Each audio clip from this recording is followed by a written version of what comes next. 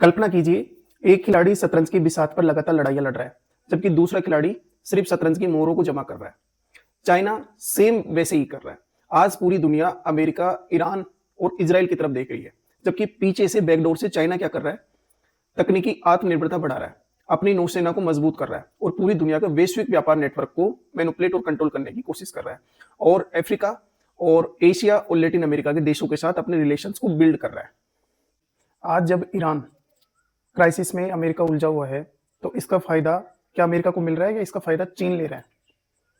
और आज हम इसी पे डिस्कशन करेंगे कि ट्रंप की फॉरेन पॉलिसी की वजह से अमेरिका, जो कि एक सीमित संसाधनों वाली महाशक्ति है, वो मिडिल ईस्ट क्राइसिस में उलझा हुआ है और उसका जो मेन ऑब्जेक्टिव है वो ये है कि ईरान को परमाणु शक्ति संपन्न देश बनने से रोकना है।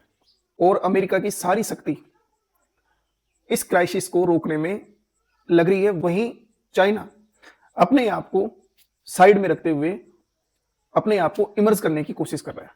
अमेरिका का तर्क यह है कि यदि ईरान परमाणु शक्ति हासिल कर लेता है तो इससे खाड़ी क्षेत्र में अस्थिरता फैल सकती है, एक बार फिर से न्यूक्लियर वेपन्स की रेस स्टार्ट हो सकती है और इजराइल पर संकट या खतरा मंडरा सकता है।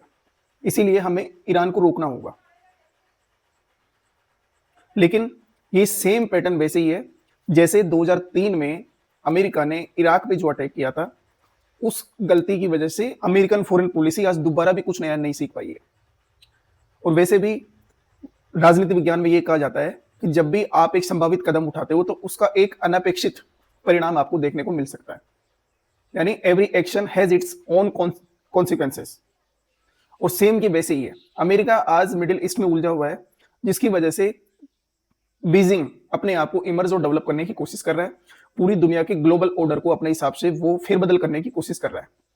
अमेरिका को इंडो पैसिफिक रीजन के अंदर ज्यादा फोकस करना चाहिए था रादर देन मिडिल ईस्ट, लेकिन इंडो पैसिफिक को उसने अकेला छोड़ दिया है। और इंडो पैसिफिक रीजन में जितने भी देश आते हैं उनको चाइना अपने अकॉर्डिंग मैनिपुलेट करने की कोशिश कर रहा है। वो लोन का मायाजाल फैला रहा है, गरीब देशों को अपने ऊपर डिपेंडेंट करने की कोशिश कर रहा है।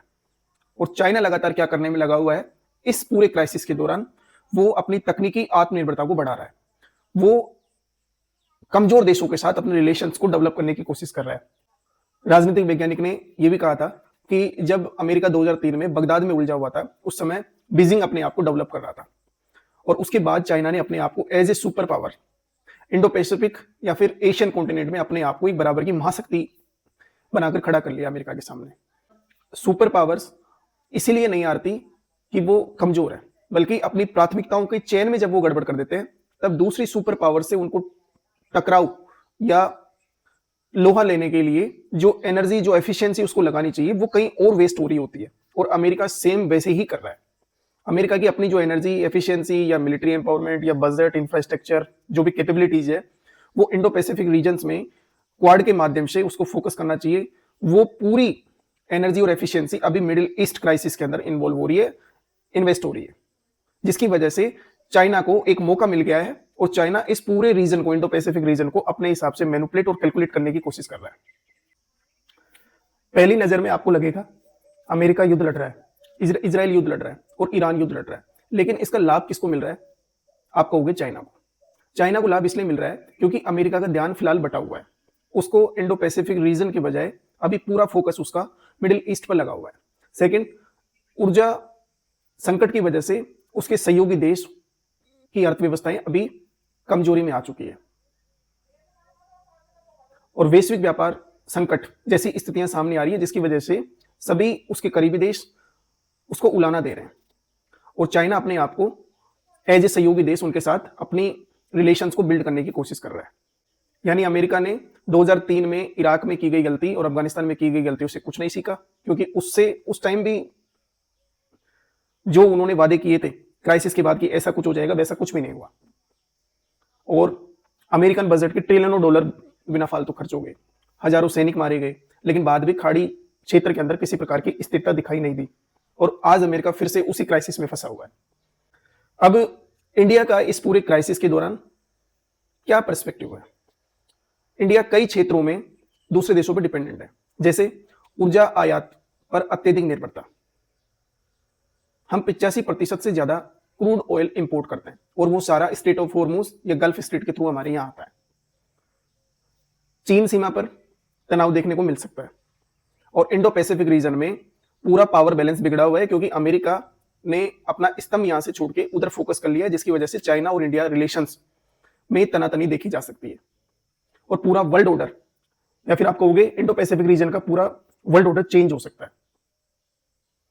तो कई बार ऐसी स्थितियों को देखने से आप ये एनालिसिस कर सकते हो कि कई बार आप खुद की गई गलतियों से हारते हो, आप किसी सुपर पावर से नहीं हारते। और अमेरिका ये सेम वैसे ही गलती करने की कोशिश कर रहा है और चाइना या बीजिंग अपने आप को डेवलप कर रहा है और एज ए सुपर पावर अपने आप को इमर्ज कर रहा है। तो क्या ट्रंप की ईरान नीति गलत है? यह कहना शायद जल्दबाजी होगा, लेकिन महाशक्तियां केवल तब नहीं हारती जब वो सुपर पावर से लड़ाई लड़ती है। वो बेसिकली तब हार जाती है जब वो गलत युद्धों में उलझकर सही प्रतिस्पर्धा को भूल जाती है। तो बेसिकली 21वीं सदी का सबसे बड़ा संघर्ष तेहरान में ना होकर बीजिंग के उदय में छिपा हुआ है। जैसे जैसे बीजिंग अपने आप को इमर्ज करता जाएगा, वो एक लेवल के बाद अमेरिका के साथ सीधा कन्फ्रंटेशन होगा और हो सकता है कि वो विश्व युद्ध के अंदर तब्दील हो जाए। तो बेसिकली राजनीति विज्ञान की ऐसी हाइपोथेसिस परिकल्पनाओं से आप ये सीख सकते हो कि भविष्य में आप चाइना को नजरअंदाज नहीं कर सकते और चाइना के साथ साथ भारत के पर्सपेक्टिव को भी आपको देखना होगा और भारत को भी आप नजरअंदाज नहीं कर सकते। तो बेसिकली पूरा ग्लोबल साउथ, ग्लोबल नॉर्थ के साथ साथ कई मल्टीपल पावर सेंटर्स ओरिजिनेट हो सकते हैं। Russia, America, China, India, Japan, Brazil, ये कुछ देश हैं जो अपने अपने कॉन्टिनेंट्स में डोमिनेट करेंगे एक समय के बाद।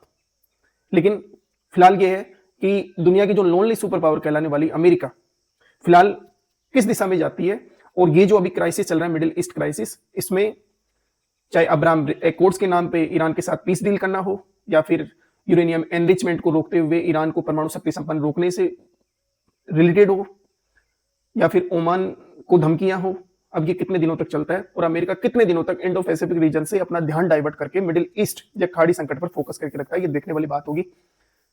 और ऐसी और जियोपॉलिटिक्स न्यूज और पॉलिटिकल इंसाइट्स के लिए आप यदि चैनल पर पहली बार आए हैं तो प्लीज चैनल को सब्सक्राइब करके जाइए। धन्यवाद।